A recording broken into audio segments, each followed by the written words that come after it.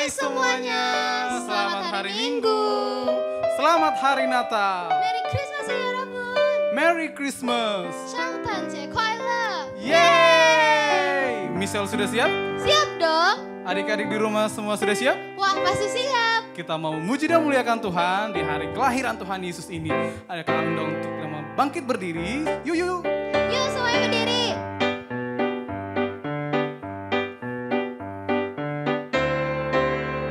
Hai mari berhimpun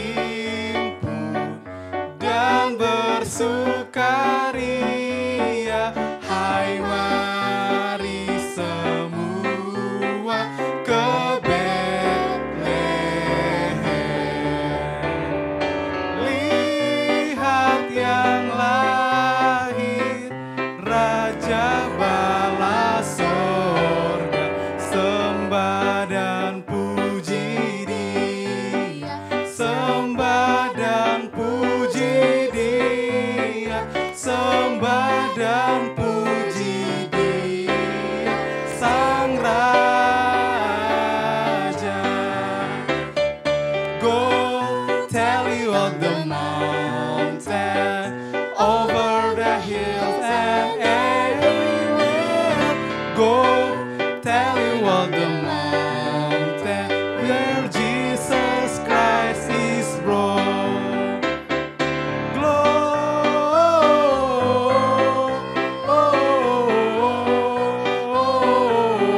Gloria in excelsis Deo. Gloria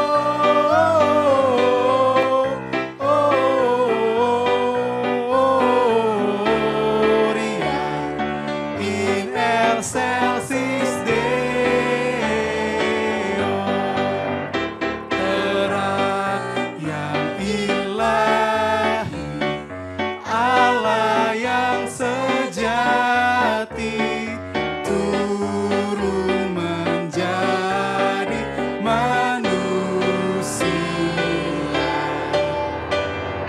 Allah sendiri dalam rupa insan, sembah dan puji Dia, sembah dan puji Dia, sembah dan puji Dia, Sang Raja.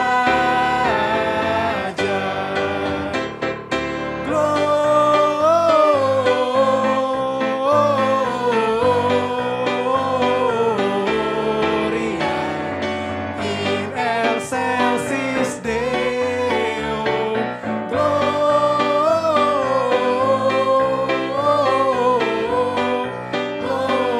Gloria in excelsis Deo. In excelsis Deo.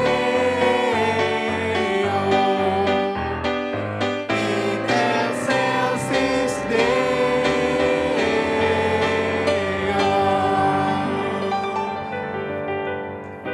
Oke adik-adik, kita mau masuk dalam penyembahan, kita mau menyembah Tuhan, kita berikan yang terbaik buat Tuhan.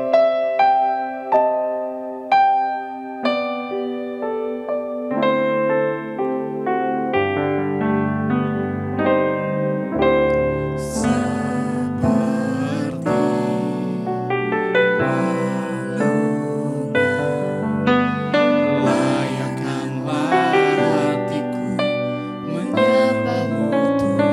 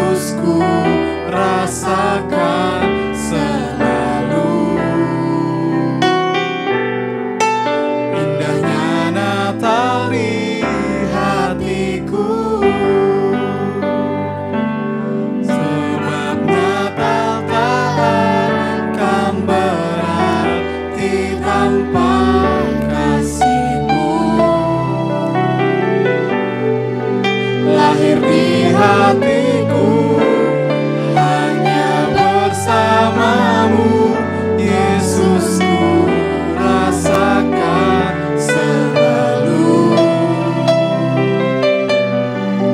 Indahnya Natal di hatiku, indahnya Natal di hatiku, indahnya Natal di hatiku.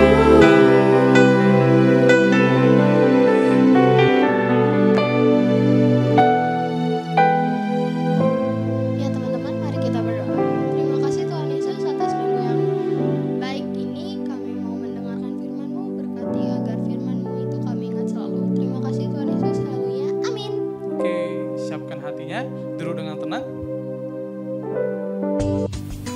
Halo adik-adik semua.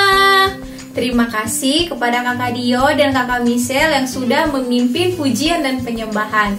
Sebelum kita masuk pada firman Tuhan, adik-adik semua masih pada ingat tidak ya tentang firman Tuhan minggu lalu yang dibawakan oleh Kakak Stefani? Iya, benar banget adik-adik, tentang Yusuf pindah ke Mesir.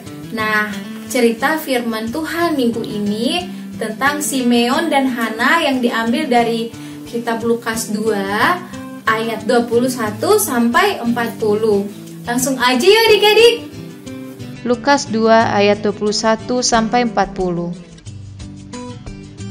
Dan ketika genap 8 hari dan ia harus disunatkan, ia diberi nama Yesus, yaitu nama yang disebut oleh malaikat sebelum ia dikandung ibunya. Dan ketika genap waktu pentahiran, menurut hukum Taurat Musa, mereka membawa dia ke Yerusalem untuk menyerahkannya kepada Tuhan. Seperti ada tertulis dalam hukum Tuhan, semua anak laki-laki sulung harus dikuduskan bagi Allah. Dan untuk mempersembahkan korban menurut apa yang difirmankan dalam hukum Tuhan, yaitu sepasang burung tekukur atau 2 ekor anak burung merpati. Adalah di Yerusalem seorang bernama Simeon. Ia seorang yang benar dan saleh menantikan penghiburan bagi Israel.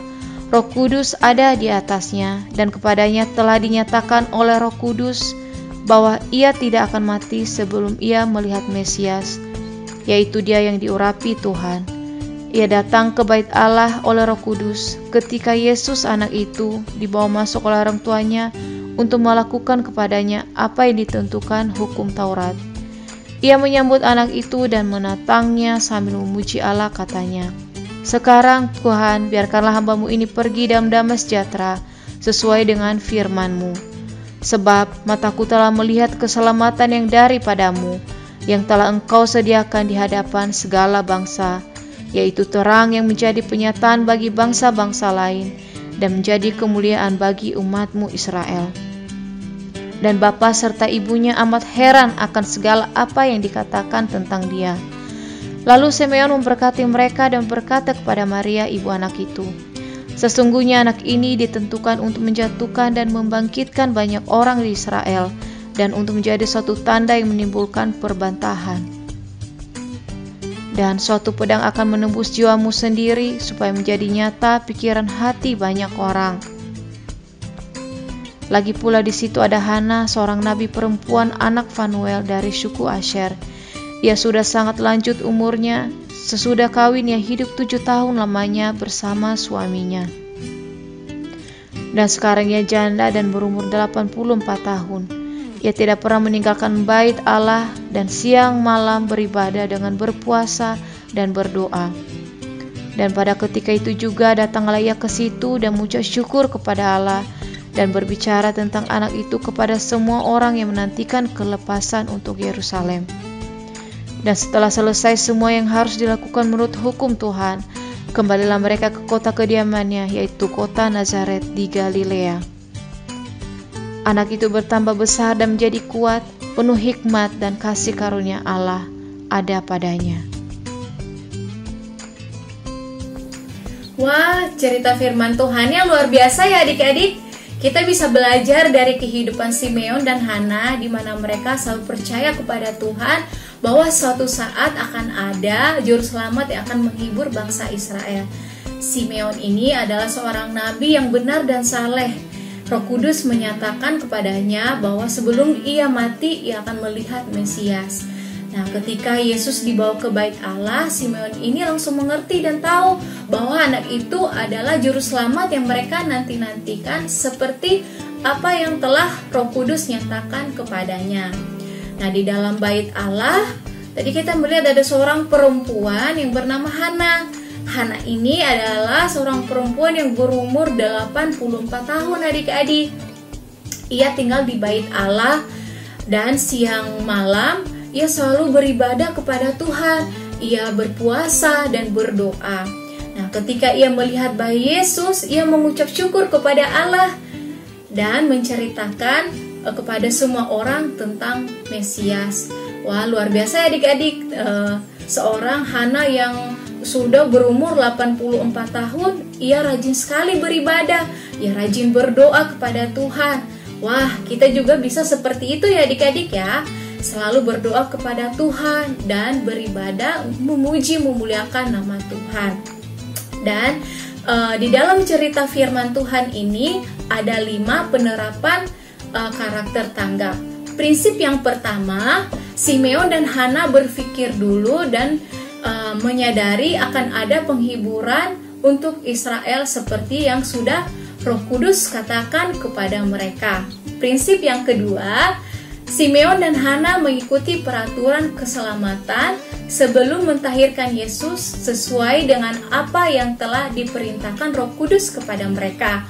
Prinsip yang ketiga, Simeon dan Hana meminta izin Allah melalui Roh Kudus untuk menyambut dan mentahirkan Yesus. Prinsip yang keempat, Simeon dan Hana berbicara pada waktu yang tepat untuk memberitakan kepada semua orang di Yerusalem bahwa telah datang kelepasan bagi mereka. Prinsip yang kelima, Simeon dan Hana waspada terhadap bahaya yang dihadapi, sehingga mereka harus peka terhadap bahaya yang akan mereka katakan kepada bangsa Israel. Baik adik-adik, mari kita bersatu dalam doa. Bapa, terima kasih Tuhan buat firman-Mu yang sudah kami dengar. Kami percaya Tuhan firman-Mu akan tertanam kuat dan kokoh dalam kehidupan kami. Tuhan, terima kasih kami begitu banyak belajar pada hari ini dari firman-Mu. Biarlah kami jadi pribadi yang selalu percaya dan berpegang di dalam Engkau ya Bapa. Dan ajar kami senantiasa untuk tidak lelah, untuk terus memuji, memuliakan nama Engkau ya Bapa.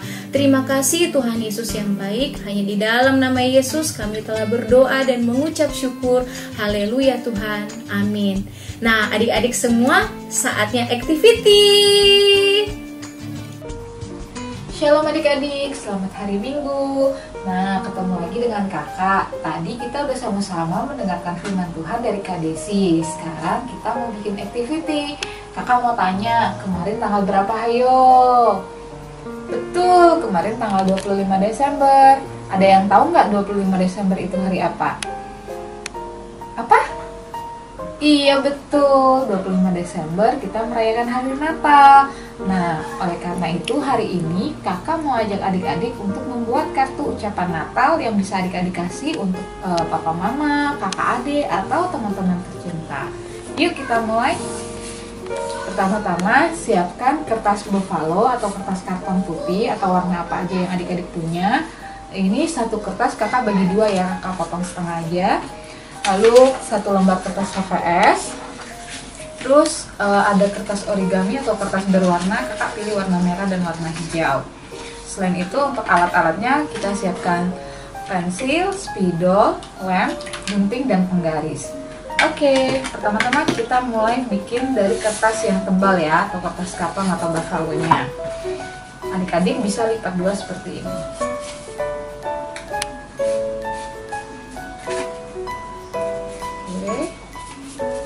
Kertas buffalo-nya dilipat, kita ambil kertas yang berwarna merah untuk bagian dalam nanti di sini.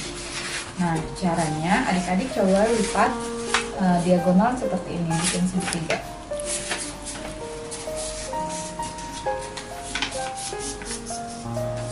Oke, setelah dapat satu garis bayangan, dibuka dan lipat selisih satu lagi.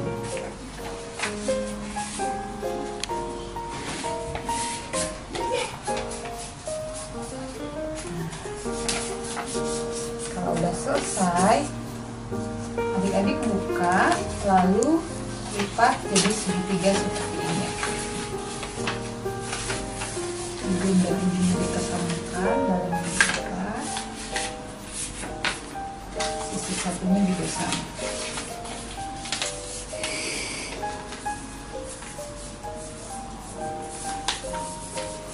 Oke, setelah itu dilipat dua.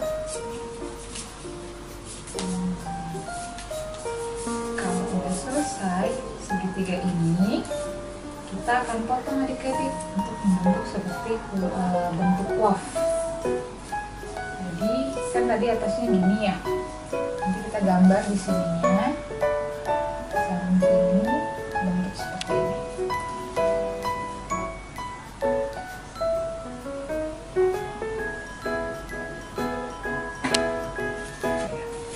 Bentuknya seperti ini ya adik-adik, jadi kayak es krim gitu. Lalu kita potong.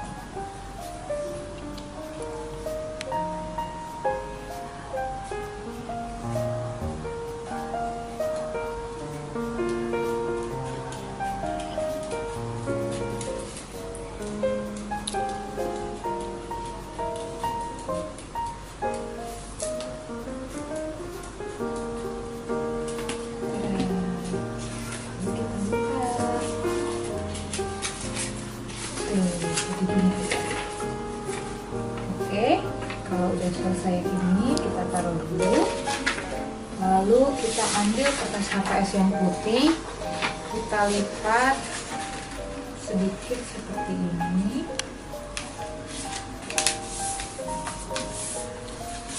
Terus kita lipat ke belakang. Kita lipat lagi. Ini kita mau bikin love yang lebih kecil ya adik-adik ya. Nah, dari yang ini tadi coba kita lipat lagi bentukannya, lalu kita buat love kecil, love dengan ukuran yang lebih kecil ya.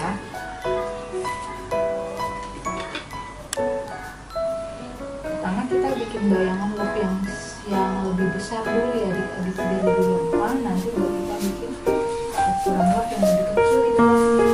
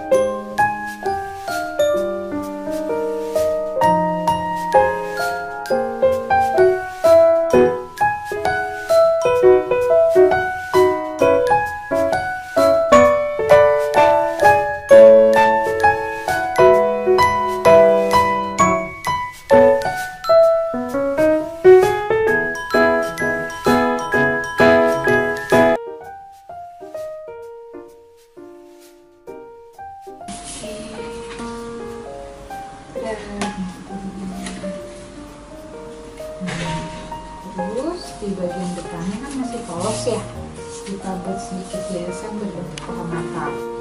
Oke, sekarang kita akan bikin pohon Natal untuk bagian depan. Pertama-tama kita ukur kertas ukuran 4x4, 6x6, 8x8, dan 10x10.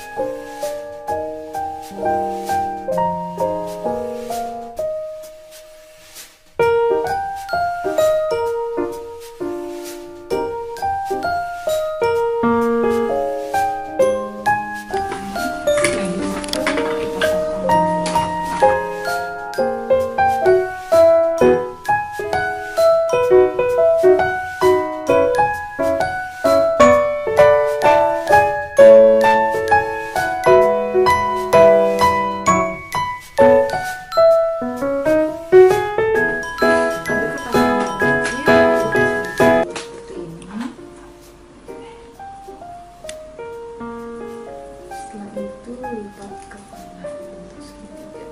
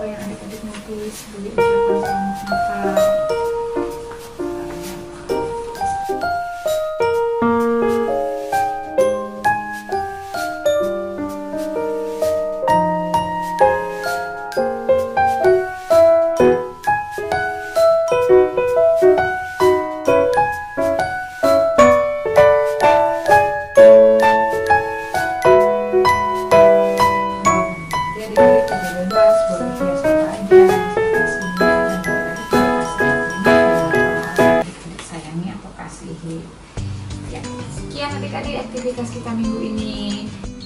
Selamat menyambut tahun baru 2022. Rise up and be radiant. Bye-bye, sampai jumpa.